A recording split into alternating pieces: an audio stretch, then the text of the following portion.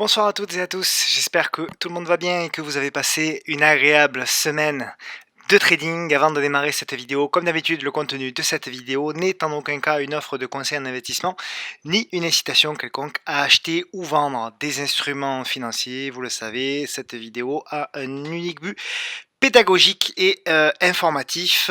Il ne constitue en rien un conseil, encore une fois. Comme d'habitude, si vous aimez ces vidéos et si vous souhaitez que je fasse une vidéo comme celle-ci la semaine prochaine, eh bien vous faites une petite pause tout de suite et puis vous mettez un petit like. Ça me permettra de comprendre que la vidéo vous plaît, que le format vous plaît, que vous souhaitez que l'on continue comme ça. Alors j'avais un programme pour cette semaine, mais c'est vrai que la séance d'aujourd'hui, a été quand même, hyper volatile donc j'étais parti sur un certain nombre d'actions et puis, du coup, il y en a certaines que j'ai enlevées puisque, voilà, par exemple, j'avais pas prévu notamment de parler de Airbus, de BNP et cetera au programme aujourd'hui, mais je pense qu'il y a beaucoup de long-termistes, en voyant, des actions en baisse aujourd'hui qui sont intéressés pour repérer les niveaux éventuellement pour entrer. Donc j'ai rajouté certaines grosses capitalisations au programme. Et ce programme, donc aujourd'hui, il est constitué du CAC et du CAC Small comme d'habitude.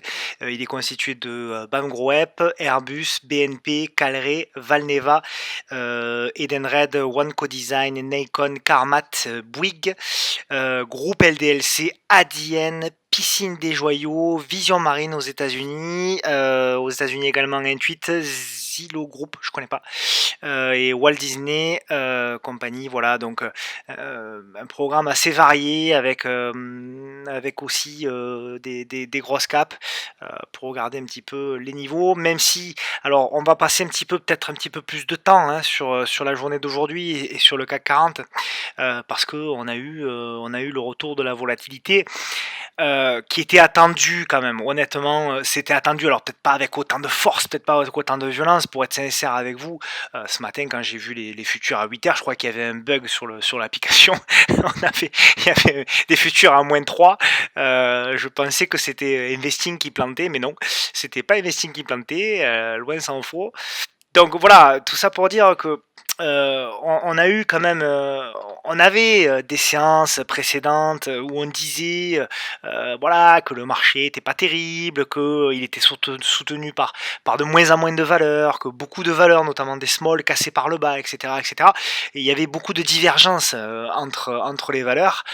Ça, c'est des états d'alerte qui doivent, qui doivent nous inciter à prendre nos gardes, même si les actions sont toujours haussières, même si les indices sont toujours haussiers. Ce sont comment dirais-je, des moments où on doit quand même faire attention. Et la configuration du CAC 40, alors je vais reprendre d'abord en zoomant un peu. Alors on est toujours malgré tout dans une tendance haussière, on est toujours dans ce canal haussier, on est, allez, on va dire au milieu de ce canal haussier, donc la tendance de moyen terme, elle est toujours à ce stade-là préservée.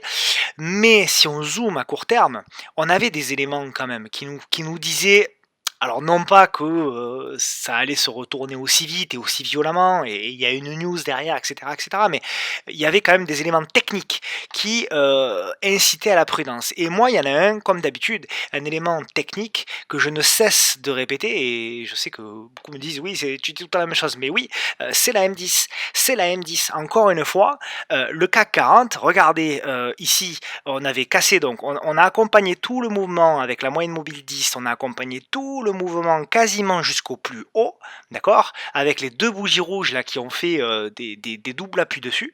Et puis le lendemain, qu'est-ce qu'on a fait? On a ouvert un gap baissier, on est venu refaire un test sur la moyenne mobile 10 et derrière, on a fait une accumulation et derrière, on a cassé à la baisse. Donc vraiment, le signal, alors non pas de vente, non pas de dire ça y est, à partir de là, je short le marché, pas forcément, mais au moins de se dire déjà, je prends moins de positions, et deuxièmement, peut-être que si j'ai des lignes avec des bénéfices, eh ben, je vais peut-être pas tout solder, mais je vais alléger, voilà, je vais prendre une partie de mes lignes, etc. On avait eu le même phénomène, regardez ici. Ici, on avait accompagné une belle hausse, d'ailleurs, on l'avait dit les semaines précédentes, que la hausse ici était la sœur jumelle de celle-ci. Et en effet, On a eu là également, regardez, un appui sur la moyenne mobile 10, appui sur la moyenne mobile 10 également, cassure de la moyenne mobile 10 et double retest de la moyenne mobile 10, cassure de la moyenne mobile 10 et test de la moyenne mobile 10, et puis derrière, on a eu un gap baissier et on a eu un gap baissier. Voilà, donc il faut regarder un petit peu ce qui s'était passé par le passé pour comprendre ce qu'il peut éventuellement se reproduire dans le futur. Ça ne veut pas dire que ça va arriver, mais ça veut dire qu'on doit avoir et on doit considérer un certain nombre d'éléments pour prendre nos précautions. Et clairement, là, et nous, c'est le message qu'on donnait sur le salon depuis plusieurs séances. On disait, ok, il y a des rebonds, mais pour le moment, on reste prudent. Et pour le moment, en swing, en tout cas, hein, en intraday, on peut toujours tout faire, mais en swing, on reste extrêmement léger dans nos positions. Et des journées comme aujourd'hui, bon, ben, on est bien content, effectivement, d'avoir allégé et d'avoir fait attention à ce qu'on faisait. Voilà. Donc, ce que je voulais vous dire, c'est que bon, pour le moment, effectivement, le CAC est revenu sur une zone. Alors, je l'ai pas très bien tracé, je l'ai tracé un petit peu rapidement, mais il y a une grosse zone, elle est un petit peu plus large.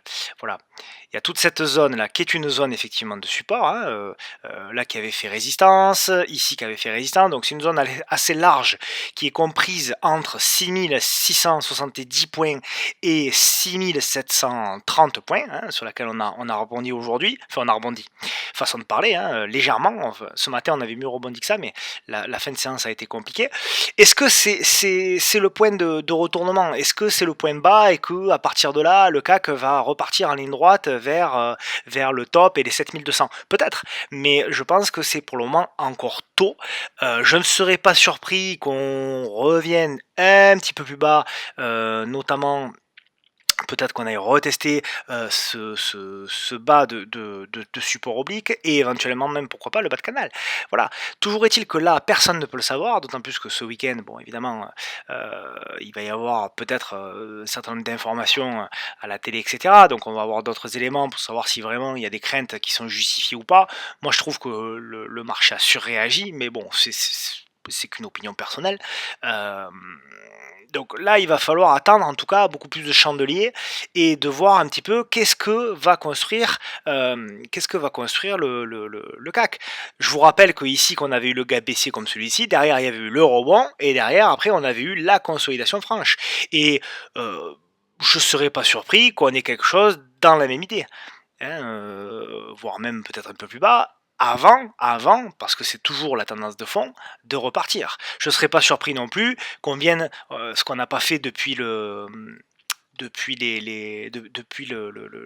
bas de Covid, voilà, hein, depuis qu'on l'a cassé ici, la moyenne mobile à 200, elle n'a jamais été retestée. Je pense qu'on va aller la retester, cette moyenne mobile 200. Et pourquoi pas, ici, ça pourrait être quand même une occasion assez sympa pour tout le monde de rentrer sur le marché pour ceux qui n'y étaient pas ou qui sont sortis récemment. Donc voilà, toute cette zone, je crois qu'il y a des gaps et tout, bon, j'ai pas fait le point, mais toute cette zone, grosso modo, pour moi, on est déjà un peu dedans, hein, mais on peut descendre encore jusqu'à 6600, 6600, 6500. Et vraiment le point à ne pas casser, pour ne pas casser la tendance, il est très clair, il est là. Ce sont les 6386 points. C'est ce plus bas là qui est le plus bas moyen terme. Pourquoi c'est le plus bas moyen terme? Parce que c'est la théorie de dos, tout simplement, hein. On avait ici deux sommets, vous voyez, et entre les deux sommets, le creux, il est là. Donc si on casse, c'est ce que nous dit la théorie de Dow, ouais, je fais un peu de technique du coup, mais c'est pas grave. Ce que nous dit la théorie de Dow, c'est que si on casse effectivement ce point-là, hein, les 6386 points, effectivement, la tendance haussière sera potentiellement remise en cause. Mais tant qu'on arrive à rester au-dessus de ces 6400 points, on va dire, grosso modo, on est toujours en tendance haussière, qu'on le veuille ou qu'on le veuille non, ou qu'on ne le veuille pas, on est toujours en tendance haussière au niveau du CAC 40. Voilà, j'ai été un petit peu long, mais je pense que c'était important quand même de donner quelques points techniques. On va passer au CAC Small qui est, bon, alors lui, alors voilà, hier, c'était, non, c'était pas hier, c'était en début de semaine où j'ai indiqué qu'on était revenu sur le bas de canal. On était revenu sur le bas de canal et que c'était le moment de rebondir. Et bon, ben, là aussi, il y a un signal technique extrêmement fort. On fait tout simplement on casse le canal par le bas. On fait le pullback et derrière, derrière gap baissier. Est-ce que c'est le point bas? Bon, c'est possible, hein, on est venu alors qu'on est venu toucher un support quand même aussi là, assez important, hein, voilà, toute cette ligne-là, c'est un support assez important et là, alors pareil, hein, pareil que sur le CAC 40, hein, les 2 sommets, ils sont là. Le point bas entre les 2 sommets, il est ici, d'accord? Il était ici et pour le moment, il est préservé. D'accord. Donc pour le moment, on a sauvé le point bas sur le CAC Small. Donc pour le moment, je dis bien pour le moment, la tendance de fond qui est haussière est préservée si on se fie à la loi de dos. Par contre, en effet, voilà, maintenant on sait très bien que si le CAC Small vient à casser les 14 000 points, là par contre, il faudra commencer à être beaucoup plus vigilant. Par contre, effectivement, oui, on est obligé de constater que quand même, il y a des choses qui sont cassées quand même, hein. On est revenu sur des niveaux de avril 2021, hein. Donc, donc voilà, on se rend bien compte que quand même, il y a une belle dynamique qui est cassée, même si on constate également que la tendance de fond, encore une fois, à ce stade-là, peut-être que l'indice sera différent, mais à ce stade-là, la tendance de fond, elle est toujours préservée. On passe aux actions. Allez, j'ai été un petit peu plus long que d'habitude sur les indices, mais bon, je pense que c'était important de les regarder parce que c'est quand même les éléments directeurs, hein, du marché, hein. Donc, Bamgroweb. Alors, Bamgroweb, on en avait parlé lorsqu'on avait fait le décalage, souvenez-vous, hein, où on avait expliqué que l'analyse technique avait été fabuleuse, là, avec la rupture de la résistance oblique avec le pullback et comment dirais-je, l'accélération. Donc, on avait réussi le trade, hein, magnifique. Et puis derrière, derrière consolidation, on casse la M10 ici, on est sous la M10, on est baissier court terme. Il n'y a pas de débat. Donc là, même analyse que à peu près que pour les indices, hein. Tant qu'on est au-dessus des 2,45 €, c'est positif. Et pour moi, les replis sont des opportunités d'achat. D'accord. Donc moi, c'est un titre que je surveille parce que je l'aime beaucoup. Fondamentalement, je l'aime beaucoup. Au niveau de la liquidité, je l'aime beaucoup, etc. etc. On a comblé ici, vous voyez, un gap. Voilà. Bah, on l'a pas comblé encore tout à fait. Mais bon, voilà, ça va être à surveiller. Alors bon, à quel moment il faudrait rentrer sur le titre? Bah, quand on aura un signal d'achat. Quand on aura un signal d'achat, alors soit vous rentrez dans une unité inférieure, soit vous pouvez essayer déjà, alors même si elle est un peu méchante, mais vous pouvez déjà commencer à tracer une petite résistance oblique pour voir un petit peu ce que le marché va vous faire. Voilà, vous tracez une petite résistance oblique et vous mettez une petite alerte et éventuellement, lorsque Bam Grouep vient à repasser au-dessus de l'oblique, eh bien vous pouvez tenter par exemple un achat avec un stop sous les derniers plus bas. Ça peut être une stratégie, en tout cas pour le moment, aujourd'hui, donc vendredi 26 novembre à 19h50, le Bam Grouep est toujours haussière, hein, et pour moi c'est un repli, ça reste du repli à ce stade et donc quand on veut acheter sur repli, ce sont des configurations que l'on va observer pour les prochaines séances. Airbus. Alors Airbus là par contre effectivement on a cassé par le bas, voilà. Donc Airbus c'était joli. Il y avait donc le rebond ici du Covid, tac tac tac tac. On est venu ici faire un plus haut, donc j'avais tracé la zone.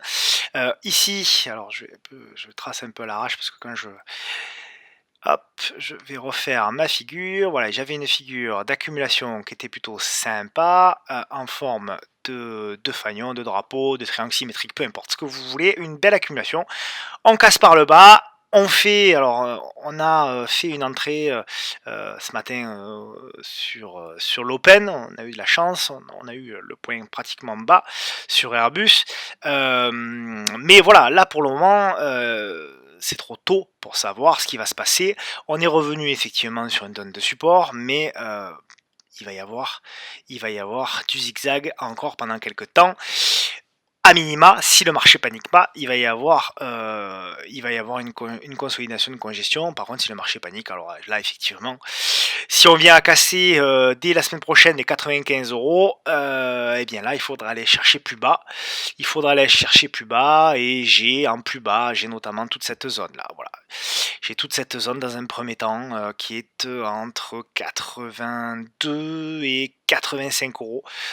qui pourrait être également, pourquoi pas, une opportunité, pour ceux qui veulent rentrer. Est-ce que ouais, ça pourrait correspondre, en plus, éventuellement un support oblique et cetera. Bon, à voir.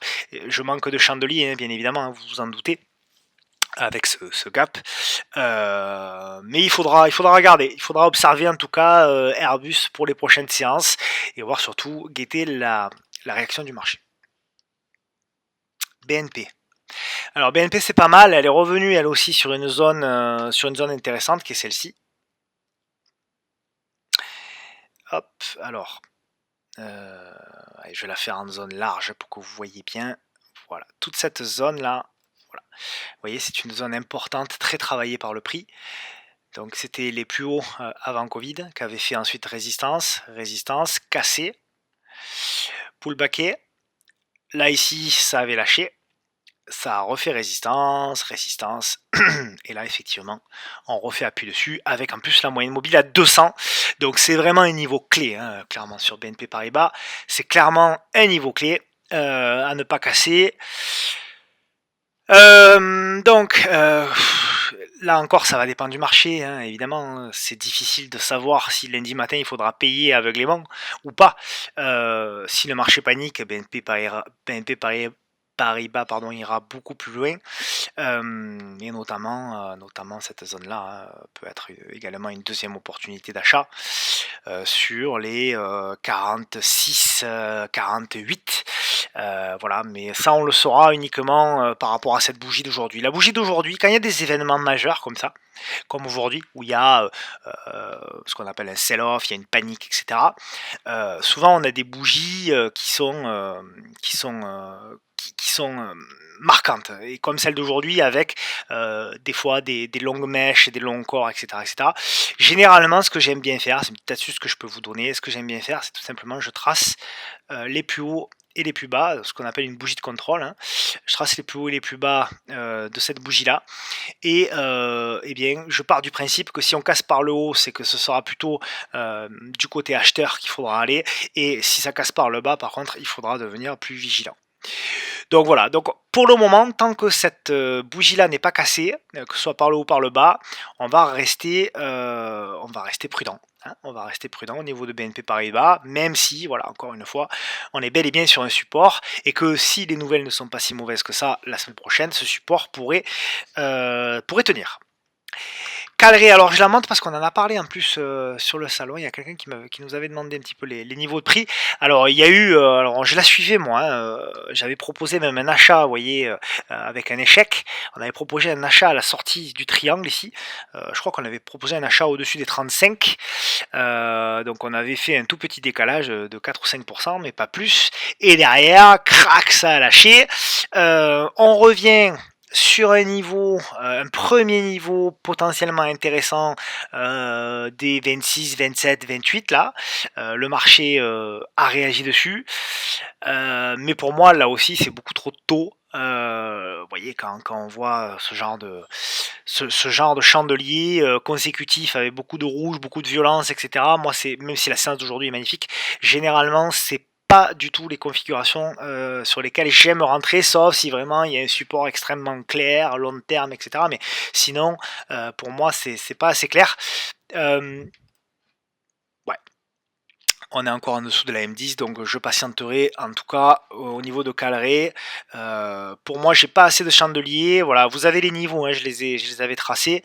Les niveaux éventuellement pour ceux qui aiment jouer les supports, mais voilà, moi pour le moment, j'ai pas assez de chandeliers, et en swing, je préfère avoir un petit peu plus d'éléments qui me prouvent qu'il y a de la réaction. Valneva, Valneva, on en a parlé hein, la semaine dernière. Alors, qu'est-ce qui s'est passé la semaine dernière? Donc, on était, souvenez-vous, on était vendredi. Donc, vendredi, la semaine dernière, je vous avais dit que si on venait effectivement à dépasser ce plus haut-là, donc c'était le niveau des 21,94, donc cette bougie-là, on pourrait tenter un achat.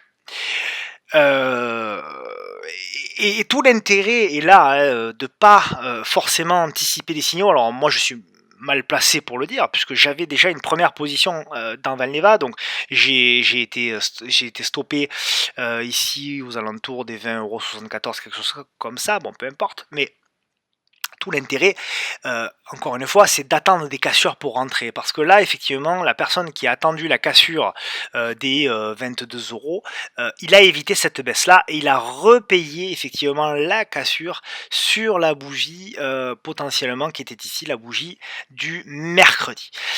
Et effectivement, la config qu'on avait vue ensemble vendredi dernier, où moi je vous expliquais que je surveillais le titre parce que effectivement je trouvais que la configuration elle était vraiment très sympa. Le contexte était vraiment très sympa. Ça parlait beaucoup déjà de Covid, etc. On recommençait à parler de vaccins, troisième dose, etc. Donc forcément, il y avait beaucoup d'éléments qui me laissaient penser que ça pouvait partir à la hausse. Et c'est ce que ça a fait, mais effectivement, il y a eu ce piège, et je suis désolé pour ceux qui ont anticipé le signal, hein, mais il y a eu ce piège très violent, hein, puisque je rappelle quand même que dans la séance de lundi, on a perdu on a perdu jusqu'au plus bas 18%, donc ça a été extrêmement violent, et puis derrière ça a été en ligne droite entre le plus bas et le plus haut, on en a repris entre le plus bas et le plus haut 50%, absolument vertigineux. Donc voilà un petit peu pour Valneva. Alors maintenant, si on veut rentrer sur Valneva, est-ce que c'est le moment? Non, clairement non. En swing en tout cas non, parce que on n'a pas là de support vraiment pour placer ses stops, etc. Maintenant après on peut tout faire, hein. On peut rentrer, allez je le fais, mais on peut rentrer sur du 1/4 d'heure par exemple, voilà, et essayer de jouer par exemple des cassures de plus haut ici en mettant des stops plus proches, etc. Mais là c'est vraiment de l'intraday quoi. C'est vraiment de l'intraday et c'est pas forcément adapté pour ce que je fais moi, c'est-à-dire du swing trading où on n'est pas forcément devant l'écran toute la journée, d'accord. Pour du swing là, clairement si vous êtes dedans, tant mieux, hein, laissez couler une position et puis essayez de voir si vous pouvez accompagner le mouvement. Si à un moment donné Valneva se replie, le gros niveau, alors il y a un support qui pourrait certainement être acheté, c'est celui-là. D'accord, hein, donc le support des 23,46, et après il y a celui-ci, forcément celui des 25,20, pardon. Voilà, c'est deux supports qui peuvent être potentiellement achetés, mais attention, Valneva, voilà, ça reste de la biotech et on ne sait pas, il peut y avoir une annonce qui peut être positive, mais qui peut être négative aussi. Je suis un peu long aujourd'hui, pardon, je parle beaucoup, mais c'est vrai que la séance aujourd'hui, quand même, elle a été, elle a été fantastique. Elle a été quand même fantastique. À chaque fois, on vit c'est ça qui est fabuleux quand même en bourse, c'est que on est habitué aux journées avec beaucoup de volatilité. On se dit que bon, la prochaine fois, on sera habitué, qu'on aura l'expérience suffisante pour le gérer avec calme, etc. Et puis à chaque fois, il y a cette nervosité, cette panique, et c'est vrai que c'est quand même assez incroyable. Bref, Edenred. Alors Edenred, moi je la surveille pour du fonds de portefeuille, et voilà la zone que je me suis fixée, hein, clairement. Voilà, je vous la propose parce que je vais la mettre sur du long terme, voilà, sur de l'hebdo. Sur de l'hebdo, j'ai ce support oblique là, potentiellement avec également un support qui serait donc dans la zone des 37, 38, 39 euros, grosso modo. Si on y va, je serai très attentif à ce qui se passera potentiellement là-dedans. Pour du long terme, c'est quand même une très belle valeur. Enfin, moi j'aime bien Edenred, une valeur qui est bien gérée. J'aime bien le PDG, et on est quand même 30% sous les plus hauts. Donc il y a quand même du potentiel, mais il me faudra revenir dans la zone, et il me faudra un signal acheteur. Il me faudra un signal acheteur pour pouvoir me convaincre de passer à l'achat. Donc voilà, au niveau de Edenred, OncoDesign, oula, celle-là, ça fait très longtemps que je ne l'ai pas vu. OncoDesign, oula, bon, on l'a cassé par le bas, hein. On a cassé par le bas. Alors biotech, hein, en co-design, je connais pas du tout les fondamentaux. Je crois que c'est pas terrible, mais je juge pas parce que je suis pas assez calé sur la valeur pour la juger. En tout cas, ce qui est sûr, c'est que techniquement, il y a une dégradation. Là, d'ailleurs, on fait une séance dégueulasse. Dégradation pour moi, One Co-Design. Clairement, là, c'est un couteau qui tombe. Où il y a un support. Ouais, allez, ok. Même ce support-là, il n'a pas été acheté. Ouais, non. Honnêtement, opportunité à l'instant T, zéro. Pour moi, au niveau de Enco Design, il va falloir attendre beaucoup plus de chandeliers. Alors, à part s'il y a une news, etc. Mais pour le moment, désolé, Enco Design, je ne vois rien d'intéressant pour payer. Nikon en revanche, Nikon c'est baissier mais c'est intéressant. Pourquoi? Parce qu'on était, souvenez-vous, on l'avait présenté il y a quelques temps, on était sur ce canal descendant, on l'a cassé par le haut, on a fait le pullback et là on fait la congestion. Ça me plaît énormément. Donc là on est en train de faire la congestion dans cette espèce de triangle. Alors si on casse par le bas, les 5, enfin les 4,90, fin du jeu pour moi. Par contre, en revanche, si on vient à passer au-dessus des 5,60 €, là, ça va commencer à devenir bien plus intéressant. Et idéalement, si vraiment ça accélère et qu'on passe au-dessus des 6 €, il est tout à fait possible que Nikon relance sa dynamique haussière sur du moyen long terme. Pour le moment, on n'en est pas là. Il y a du boulot, il y a beaucoup de boulot. On est dans la congestion. On a fait la phase 1 qui était de stopper l'hémorragie, stopper la tendance baissière avec la cassure du canal. On l'a fait. Cette première étape a été réussie. La seconde, qui est la congestion, elle est en cours et c'est seulement à la cassure de cette congestion, c'est exactement ce que je vous dis de manière très régulière à chaque fois, c'est que lorsqu'on a des cassures derrière, on a une congestion et c'est comment dirais-je, le mouvement qui va suivre la congestion qui donne, et généralement, pas toujours, mais qui donne le mouvement directionnel suivant, et c'est typiquement le cas au niveau de Nikon. Je pense que le mouvement directionnel sera donné par la cassure de ce petit triangle symétrique. Voilà, donc on attend patiemment au niveau de Nikon. Je suis plutôt positif sur Nikon. Pour moi, ça me plaît pas mal. Carmat, je la surveille aussi. Alors, c'est biotech, c'est ce qui me gêne un peu, même si j'ai du mal à me réconcilier avec les biotech depuis Euritech. Je cicatrise encore. Biseau descendant au niveau de Carmat. Alors, Carmat, ils font des cœurs artificiels. Donc, c'est plutôt pas mal comme biotech. Mais voilà, alors la config est sympa. Biseau descendant. La tendance est neutre. Voilà, mais biseau descendant. On revient sur le bas du biseau qui correspond à une zone de support très long terme qui est ici. Voilà, on le voit mal sur la bougie là, mais c'est une bougie importante. Le signal d'achat potentiel, ce sera la cassure de cette oblique. Voilà. Pour moi, tant qu'on n'a pas cassé cette oblique, ça reste neutre, voire baissier. Mais par contre, effectivement, on est sur une zone. Pour ceux qui aiment payer les supports, là, on est sur une zone voilà, où on peut tenter quelque chose, en tout cas. Ensuite, Bouygues. Alors Bouygues, le graphe est pas évident. Hein. Le graphe est vraiment pas évident sur Bouygues. Alors je la surveille, ce qui m'intéresse c'est un weekly au niveau de Bouygues. C'est ça, en weekly, donc en bougie. Donc une bougie égale une semaine, hein, on est d'accord pour les débutants.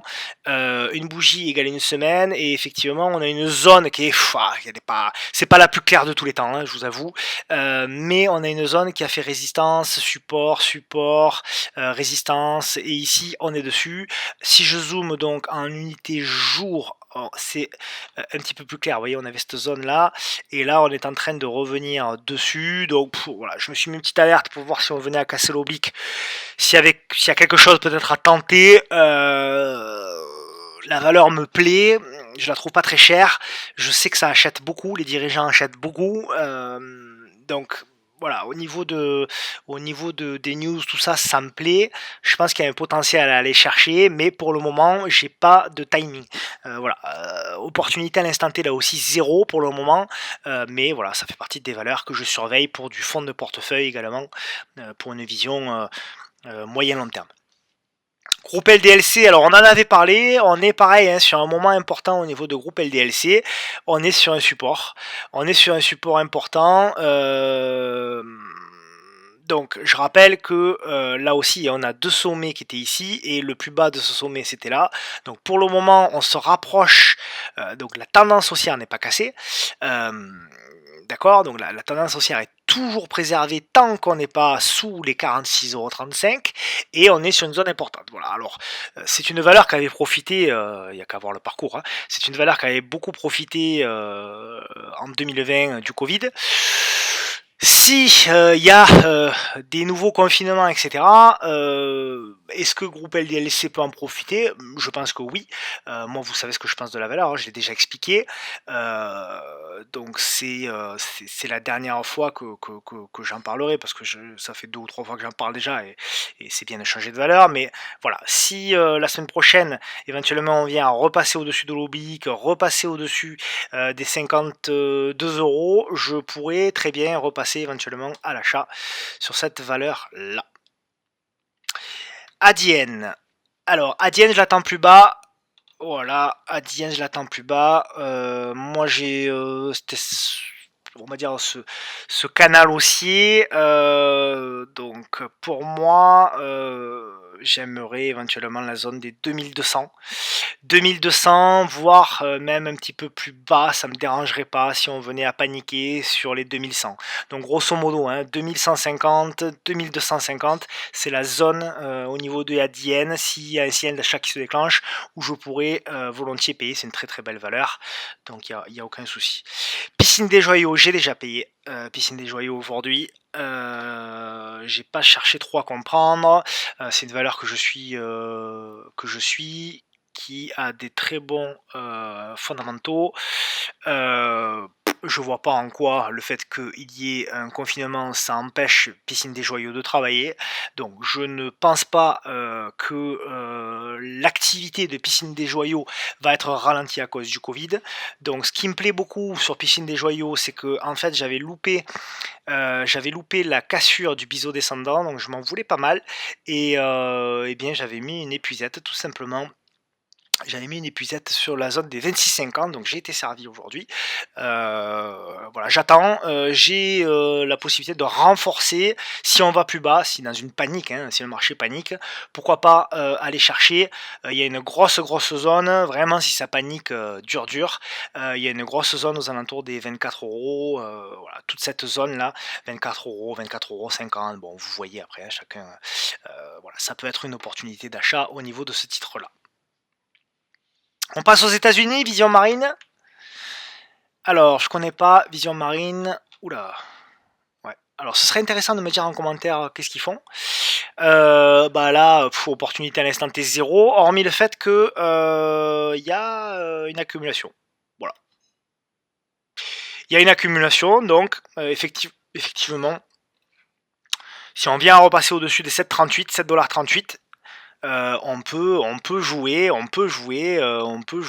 Ah oui, c'est volatile. On peut jouer des objectifs potentiels, voilà, qui peuvent être ceux-là, hein. Voilà, donc pour moi là il n'y a rien à faire. Achat potentiel au-dessus des 7,40 €, 7 $ pardon, 40, pour aller chercher les objectifs suivants. Taille de position à adapter, hein, parce que ça a l'air volatile, ça a l'air violent. Je sais pas trop ce que c'est comme titre, donc n'hésitez pas en commentaire à me dire ce que c'est. Intuit, pour mon ami Laurent. Alors, Intuit, qu'est-ce que c'est? Oula, ouais, c'est beaucoup monté ça, c'est beaucoup monté. Ouais, bon. Techniquement, alors c'est magnifique, hein, valeur bon, magnifique, trend haussier. Là, on est sur une exponentielle, hein, donc là pour moi, il faut laisser tomber. C'est trop dangereux. Le potentiel de gain est inférieur au potentiel de perte. Par contre, alors je sais pas trop comment le tracer, mais peut-être comme ça. Ouais, peut-être comme ça. Peut-être comme ça, on a une espèce de canal, on a fait un excès haussier, donc difficile de rentrer là-dessus, honnêtement. Honnêtement, très difficile de rentrer là-dessus. Si vous êtes long terme et que la valeur vous plaît, j'aurais peut-être une accumulation à vous proposer aux alentours des 576, 585. Et si vraiment ça se met à partir en cacahuète, peut-être cette zone-là sur le bas de canal, les 528. 528, voilà les deux zones potentielles d'achat pour moi sur ce titre-là. Donc ça peut être intéressant, hein, Laurent, si tu peux nous dire en commentaire ce que c'est comme valeur, ça peut être intéressant, ou sur le groupe d'ailleurs, sur le groupe du podcast de la bourse, le groupe Facebook, ça peut être intéressant de faire une petite analyse. Ensuite, j'ai du Zillow, je connais pas. Zillow, là pareil, si vous pouvez me dire ce que c'est, ça serait intéressant. Oula, c'est baissier ça. Oula, ouais, sacré graphe. Ouf, incroyable, on est passé de 200$ à 50$. Donc ouais, légère perte de 72%, d'accord. Bon, là comme c'est comme ça, il faut pas s'embêter, il faut revenir sur des unités de temps très longues, mensuelles notamment. Ah ouais, on a un joli support là. On a un joli support ici. On a un joli support ici, donc je vais le mettre du coup en jour. Ouais, d'ailleurs, une toute petite réaction. À suivre, ouais, à suivre. Alors là, tiens, par exemple, eh bien là, même état d'esprit, hein, si vraiment on est convaincu de la valeur, eh bien on peut tracer une petite oblique comme ceci. On met la M10 aussi et on se dit, bah ben voilà, une fois que le cours passe au-dessus de la M10 et casse mon oblique baissière, et bien tout simplement je passe à l'achat, je mets un stop loss sous le dernier plus bas et je vise quoi? Ben je vise, par exemple, il y a un gap, hein, l'entrée du gap qui est ici, hein, par exemple. Voilà, premier objectif, l'entrée du gap. Donc premier objectif par exemple les 76$, et deuxième objectif, le comblement du gap. Voilà, par exemple, le genre de plan de trading qu'on pourrait faire au niveau de ce titre-là. Je ne sais pas du tout ce qu'ils font encore une fois. Donc voilà, et on terminera ce long programme, mais ça le méritait après de telles journées. Walt Disney, alors ça c'est une valeur de mon ami Matt. Hop, oula, qu'est-ce que ça m'a fait là? Oulala, oui, ça... Pas Jojo, Walt Disney. Ouais, Donald a chopé le Covid apparemment. On avait effectivement, donc j'avais dû faire l'analyse, on avait ce support oblique qui a été cassé et derrière, boum, ça a lâché. Bon, ok, je vais effacer, je vais faire du ménage. Pareil, quand c'est comme ça, faut pas se prendre la tête. Unité de temps longue, vous partez sur du mensuel par exemple. Vous reculez, et vous regardez un petit peu les niveaux importants sur du mensuel. Sur du mensuel, j'ai ce niveau-là qui est important et on est dessus d'ailleurs. Et ensuite, pour moi, j'ai ce niveau-là, voilà, qui est important également. Les deux niveaux. Et une fois que vous avez tracé vos niveaux mensuels, moi j'aime bien le mensuel, hein, ça donne déjà une bonne idée. Vous regardez après au niveau. Alors là, il y a un gap en plus ici. Pardon, je fais l'analyse en live. Vous voyez, je vous mens pas, il y a beaucoup d'analyses que je fais, la plupart des analyses que je fais en live, je regarde pas, je joue le jeu. Ouais, donc bon, honnêtement, bon, là on est sur un support très important, mais pareil, j'ai pas de signal d'achat. La bougie du jour, bon, c'est pas, pour le moment, c'est pas exceptionnel. Pareil que d'habitude, hein, tant qu'on est sous la M10, pas d'achat. Voilà, c'est aussi simple que ça. Par contre, effectivement, si on vient à se stabiliser, qu'on vient à repasser au-dessus de la moyenne mobile 10 périodes, eh bien, effectivement, on pourra potentiellement tenter une position, pourquoi pas. A contrario, si ça lâche, si ce support mensuel lâche, ce qui n'est pas impossible, eh bien, je pense qu'on va aller directement chercher les 134$ et peut-être même un petit peu plus bas, combler ce gap-là. Mais bon, on n'en est pas là pour le moment. Au niveau de Walt Disney. Voilà, on en a terminé pour cette vidéo. Ce que je voulais vous dire, parce que comme d'habitude, j'oublie à chaque fois que je termine une vidéo, je me dis tiens, t'aurais dû leur dire ça, ça, ça. Ce que je voulais vous dire, c'est que au niveau de la semaine prochaine, il est possible qu'il y ait un rebond. Hein, c'est tout à fait possible, malgré la violence du jour. Je serais vraiment pas surpris qu'il y ait un rebond. C'est la force de ce rebond qui va vous donner la suite du mouvement directionnel à venir. D'accord. Donc, soyez prudent quand même dans vos achats. le rebond technique, s'il a lieu, pourquoi pas, mais bon, ça voudra pas dire qu'on va repartir tout de suite en ligne droite vers les nouveaux records, d'accord? Donc on garde toujours un bon money management, on garde toujours une poche de cash à disposition et on essaye de faire des achats intelligents. S'il faut, sur des belles valeurs, rentrer en plusieurs fois, ne vous mettez pas la pression en disant ben voilà, je fais all-in maintenant et puis si ça perd 10%, je suis en panique parce que du coup j'ai fait all-in le premier coup. Donnez-vous du temps, donnez-vous de la marge sur vos entrées, etc.